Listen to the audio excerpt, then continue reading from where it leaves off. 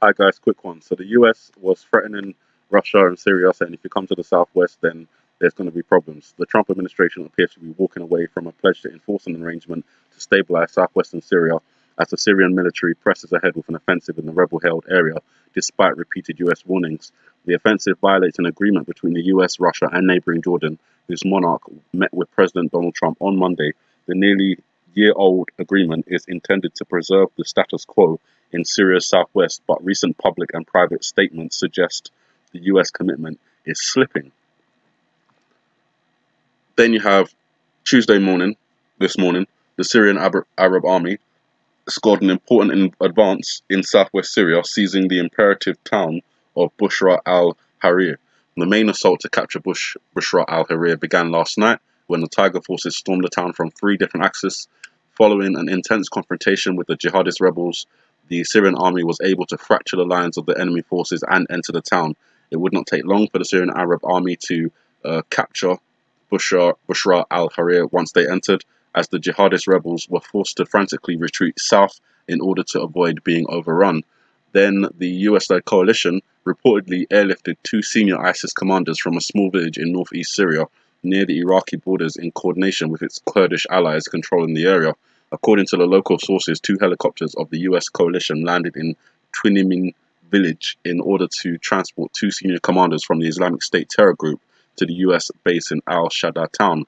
This appears to be of an enemy of my enemy is there for my friend. The US backing rebel forces that will maintain the buffer between Syria and Israel. Obviously, that buffer is closing. As we looked at the map last time, we can see that Syria has taken back a lot of the country, and there's just this little bit of buffer in the southwest of Syria between Syria and Israel. Then you've got the Golan Heights as well. But push up to the Golan Heights, and Iran apparently has the 80,000 Shiite fighters over there, as well as military equipment that they've been bringing in. Israel's been striking those targets, trying to limit Iran's ability to launch an offensive from Syria directed at Israel. But it appears without the US backing the rebels, Syria is making more advances more quickly than it has before. And now Russia's involved. They were supposed to be not involved because they had an agreement which they signed last year for them not to have any offensives in the southwest of Syria. But obviously that agreement has been scrapped, apparently, because Russia is, dropping bombs in that area. And the US is saying they're not going to be really getting involved, telling the rebels, well, basically you're on your own. So I guess Syria is going to be able to take back the last bits of its country, which will, as I've said before, mean that the situation with Israel striking Iranian targets inside Syria is going to escalate, because if they don't, then Iran may well launch an offensive from Syria. So we'll see what happens, but obviously things are unfolding on a daily basis in the Middle East. We'll just keep our eyes on it to, see if anything major, not anything major because this is all major, but if a major escalation takes place.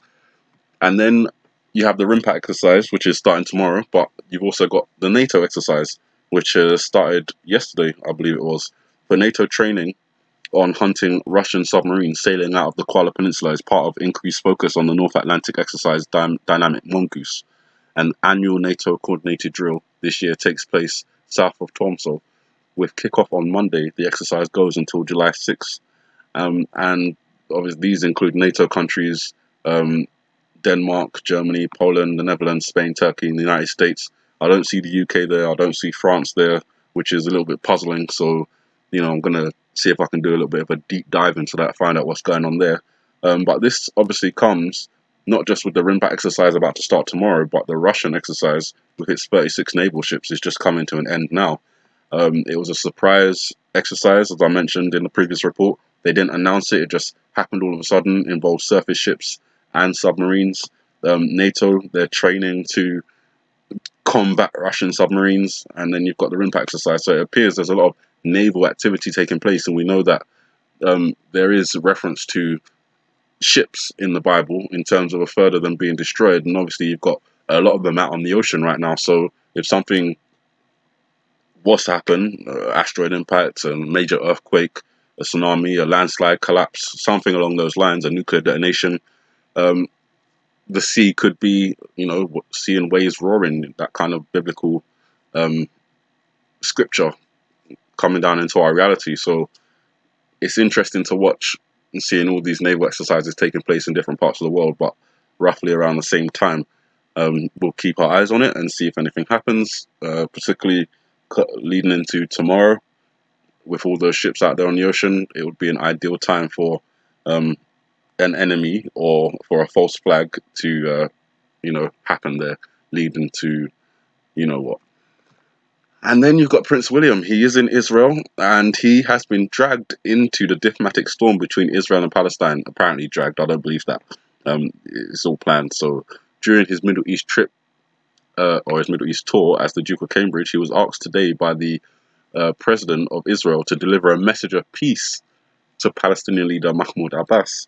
The Duke of Cambridge jet touched down at Israel's Ben Gurion International Airport in Tel Aviv last night, and this morning William was taken on a guided tour of Yad Vashem, the World Holocaust Remembrance Center in Jerusalem.